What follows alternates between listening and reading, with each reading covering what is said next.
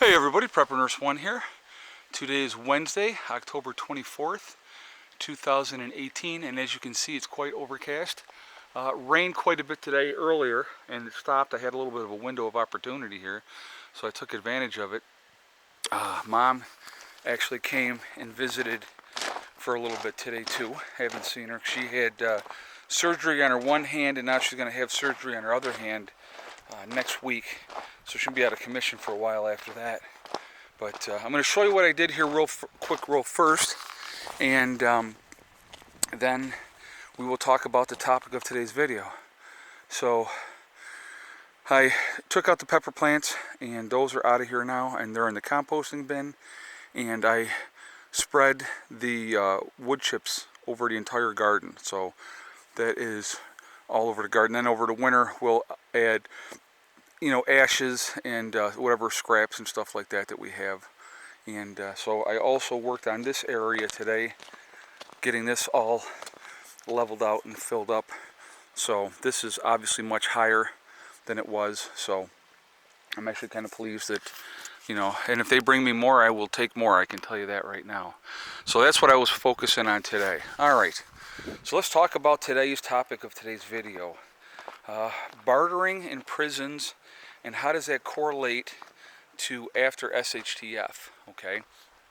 Well, in the prison system, there's a lot of bartering going on. Not a lot of cash exchanged.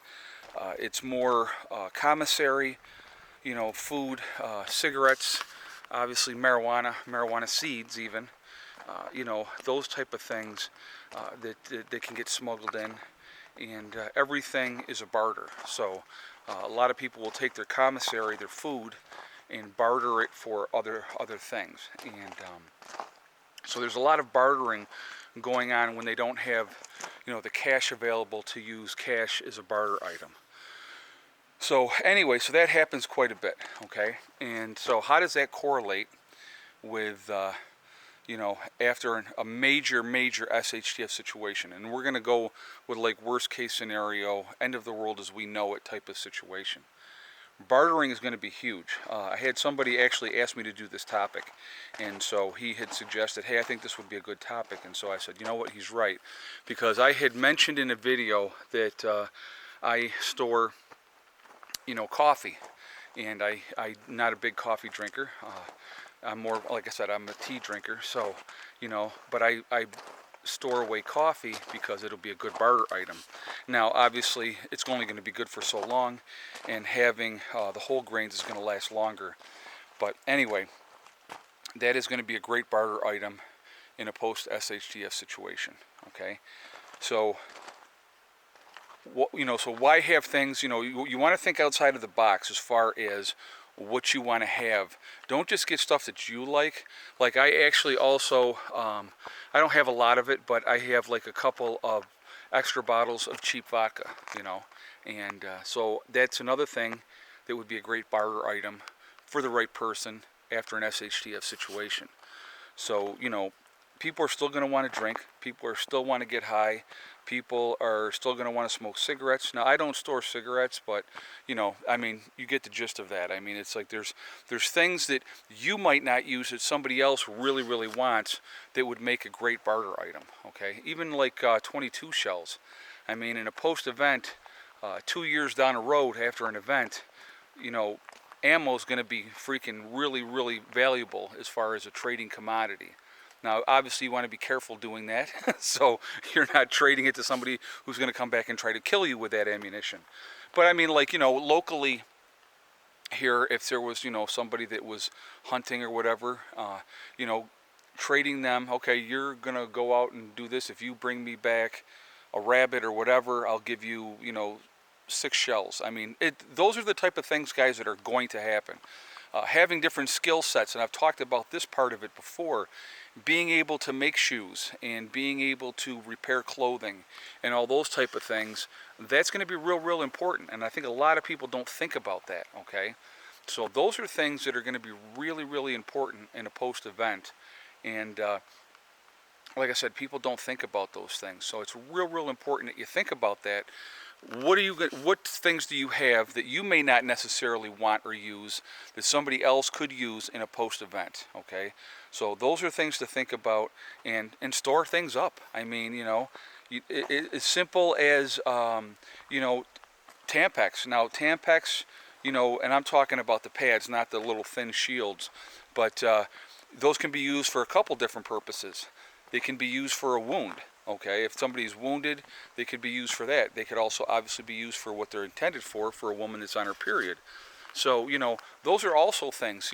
Women are still going to have their period after an event, and if you haven't prepared properly ahead of time for them, then you're talking they're going to have to use rags or whatever else once their monthly cycle comes. And I'm not trying to get into graphics with it. I'm just trying to give you an example of something that a lot of people just don't think about. It's just something that we take for granted.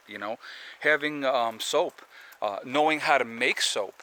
I mean, I think that's important. Now, I don't have that skill myself, and I'll be honest, but that's something that I want to really do. I want to learn how to do that, and I plan on doing that. So, these are all things that you got to think about. Making yourself as valuable as possible after a post-event is very, very smart as well. And I've talked about that in other videos as well. But bartering, guys, after an event, silver and gold, you can't eat silver and gold. Yeah, is it nice to have and maybe the system comes back down the road? Fantastic. But in the meantime, what are you going to do? What are you going to use until that becomes valuable again? And until that becomes something that people want, okay? You're going to have either skills, you're going to have tradable goods, you're going to have those type of things to be able to survive. Because I'm going to tell you right now, I can, as sure as I'm breathing, this is going to happen. There is something that I have forgotten. And a post-event is going to happen, and I'm going to go, oh my God, I wish I'd have had that. It's just as easy as, okay, like I changed out the bricks in the wood stove the other day, okay? So I'm actually going to go back to the store. I'm going to get more of those bricks so that I have them on hand, so that I'm prepared the next time that I have to change that out. And if it's a post-event, what am I going to do then? You know what I mean? I would have to run it until I couldn't run it no more. And so, I don't want to have to do that just because I didn't think ahead and have those things on hand.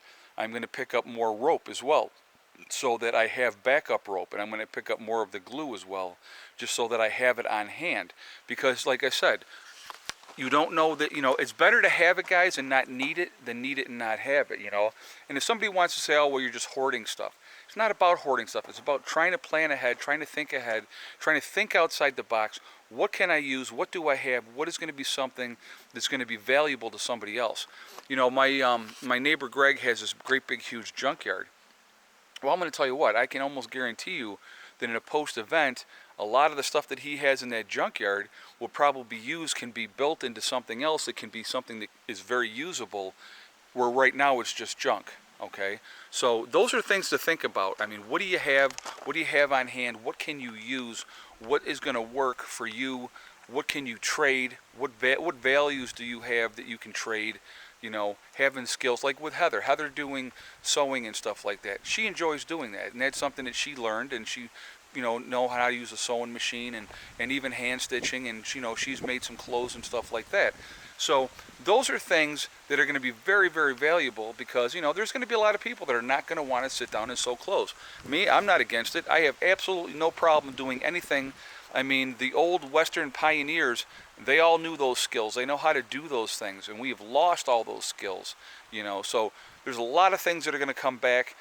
There's a lot of teachable skills that people are going to need to share with other people to teach them how to do things, so that those arts aren't lost in a post-event. Now here we got, listen, there's Mr. Max right here.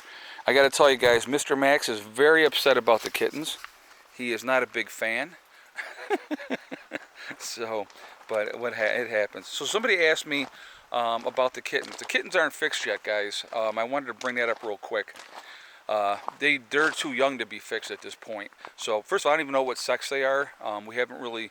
I mean, we think that we think that all three of them might be boys. I'm not 100% sure. So We're just gonna, we got to wait till they get a little bit older before they could be fixed. And if they were female, you have to wait for the organs to be more developed before they can be fixed. So it's like I can't get them fixed at 2 months old. It's too young. So anyway, so that's what's going on with that. So Molly is fixed, the puppies are fixed, and all the other cats, the other 5 cats are all fixed too. So right now, we just have the 3 kittens that are not fixed. So that's what's going on. That's what's happening here at the homestead. Like I said, I just wanted to, the weather has been so miserable, and it's actually cold today. It's in the 30s, but I wanted to keep making forward progress, and so I got out here and I raked this and I raked this out, and like I said, I got those out of here, and just trying to keep making forward progress. And as the weather allows me to get out here and do it, I'm going to do it. I mean, I don't mind the cold. In the 30s is not really that cold, to be honest with you, but I'll get all that out there raked out as well. But so that's what's happening, and that's what we're working on. That's what we're doing. So anyway, guys, I'm going to jump off here for now, and I guess I will talk to you all tomorrow. Remember, guys, hug and kiss the ones you love. Tell them every single day. Tomorrow is not guaranteed. We never know what's going to happen. And remember STD. It's one step at a time, one thing at a time, and one day at a time. Whatever you're trying to do, whatever you're trying to accomplish, work at it methodically. You're going to reach your goals. You're going to get things done. And that's how you got to do it. And it works. It really, truly does. Okay? I will talk to you all tomorrow. Have a great day. Prepper Nurse 1, out for now.